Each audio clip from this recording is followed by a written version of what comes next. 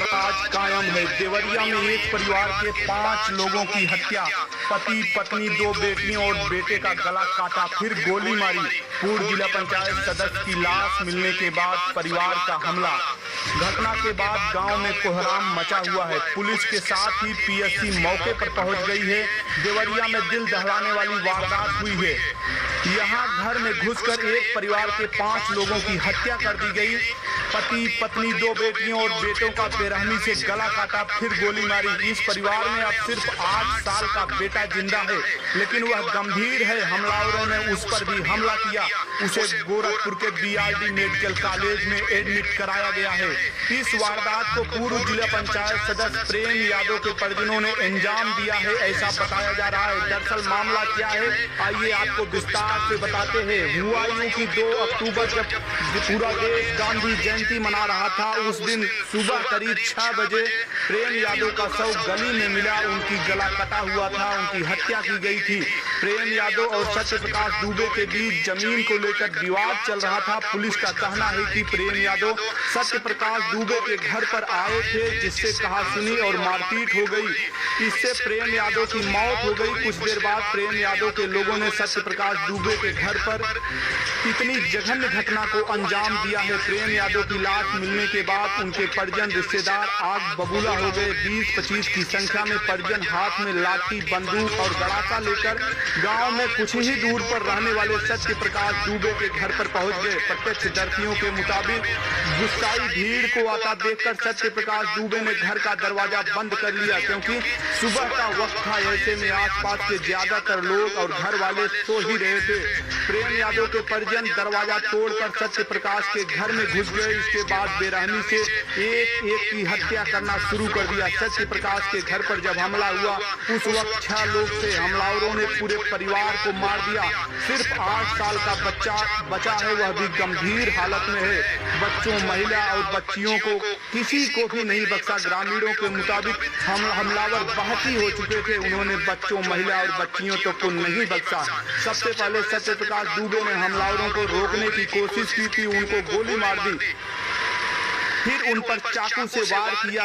बचाने आई उनकी पत्नी किरण पर भी हमलावर टूट पड़े, उसका गला काट दिया। इससे मौके पर ही उसकी मौत हो गई। इसके बाद हमलावरों ने सत्य प्रकाश की बेटी सलोनी, जिसकी उम्र 18 साल बताई जा रही है, उसको गोली मार दिया, चाकू से वार किया, उसकी मौके पर ही मौत हो गई। उसके बाद 10 साल की बेटी नंदनी और 15 साल के बेटे गांधी को मार डाला। सबसे आखिर में 8 साल के बेटे अनमोल पर हमला किया, वह गंभीर रूप से घायल है। इस जघन्य घटना की सूचना पड़ोसियों ने पुलिस को दी। 6 लोगों की हत्या की खबर सुनकर पुलिस के हाथ पैर फूल गए। आनंद फानन में कई थानों की फोर्स मौके पर पहुंची, तब तक ज्यादातर हमलावर मौके से भाग गए थे। सत्य प्रकाश दुबे का पूरा घर खून से सना हुआ था, लाशें इधर उधर बिखरी हुई थी। पुलिस ने सभी को चेक किया तो सिर्फ अनमोल की सांस चल रही थी। उसको तुरंत गोरखपुर के लिए रेफर कर दिया गया। गली में पड़ी थी प्रेम यादव की लाश, वहीं प्रेम यादव की घर की गली में उसकी लाश पड़ी हुई थी। प्रेम यादव की हत्या किसने की, फिलहाल अभी तक क्लियर नहीं है। हालांकि ग्रामीणों का कहना है सत्य प्रकाश और प्रेम यादव के घर से लेकर जमीन विवाद चल रहा था। ऐसे में आशंका है कि सुबह प्रेम यादव इनके घर पर आए थे, इन्हीं लोगों ने हत्या की है। पुलिस ने शुरुआती जांच के आधार पर बताया कि प्रेम यादव सपा से जुड़ा हुआ था, वह जमीन खरीद फरोख्त का काम भी करता था। प्रेम यादव के घर के सामने एक खेत है, इसमें दोनों पक्ष अपना अपना दावा कर रहे थे। रविवार को सत्य प्रकाश उस खेत में लगा धान कटवाने के लिए गए थे।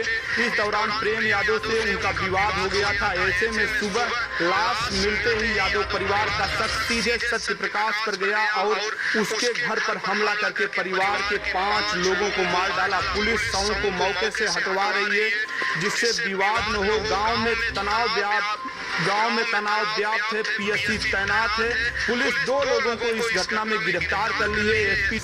एसपी डॉक्टर संकल्प शर्मा ने बताया कि पुलिस मौके पर है, क्योंकि मामला 2 जातियों के बीच का है।